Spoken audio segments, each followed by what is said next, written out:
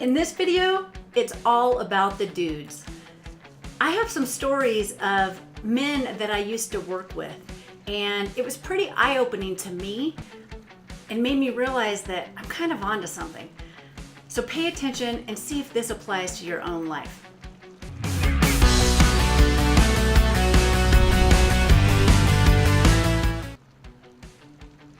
I have had a really long history of working with large groups of men. Right out of high school, I went into the Marine Corps, and the place where I went to school, the ratio is 200 men to every woman. So I had to be able to handle my own, be feminine when I needed to,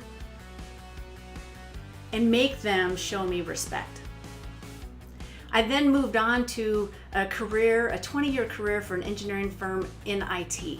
And believe me, I can't tell you how many Microsoft conferences I went to, and I stood out like a sore thumb with all the male geeks that were there.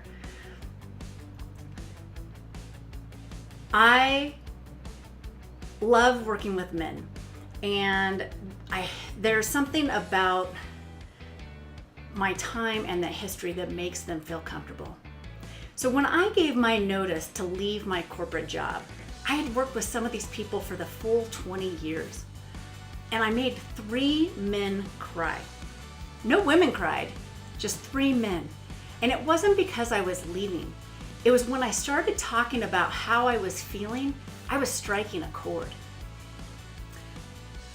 When I first gave my notice, one of my bosses came up to me and we just started talking, and he wanted to know why, what was going on, if there's anything he could do. And I told him that I just felt like there was something more.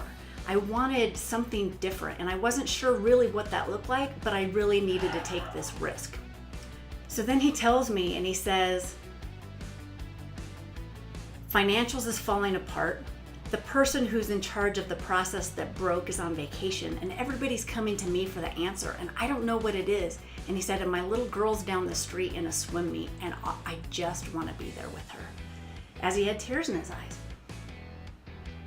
Later on that day, I was talking to an IT director. Same thing, he wanted to know what was going on and why I was leaving. And I told him, I said, I don't like who I am anymore. I don't like who I feel. I'm snappy with people that I like and that I enjoy, and I'm stressed out, and I just don't want to do it anymore. And he got tears in his eyes too, and he said, I'm getting ready to retire, and I'm on this big project, and I want it to go well, and I'm tired of being the curmudgeon guy that always has to say no.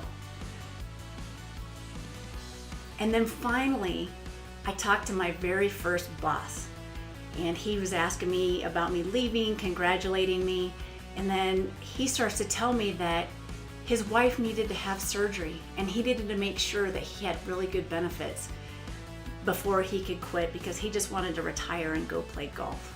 And he had tears in his eyes. So all 3 of those men had very different stories and different reasons, but they were craving something different too.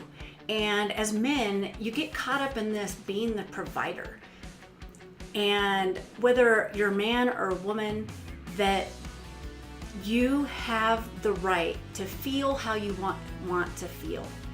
Danielle LaPorte talks about that all the time, and that's why I'm a huge proponent of the desire map. It's all about feeling. And if you want to break the status quo to do something you love, or switch gears, or take a step back and not make as much money, or not have that title, like who gives a fuck about the title? If that means you get to watch your daughter grow up and be there and have that flexibility, get creative. You're obviously really smart freaking men. So if you want something different, start taking action and making that happen. And it's okay if you don't want to show your emotions, and you don't want to tell people your fears, but if you're feeling that inside, that means it's a whisper and you have to do something different. In my coaching, I really love working with men as well. If they're willing to take action, being vulnerable, and share, and know that there is no judgment. A really great coach wants you to be your best. And whoever you have to surround yourself with to be your best, start finding those people now.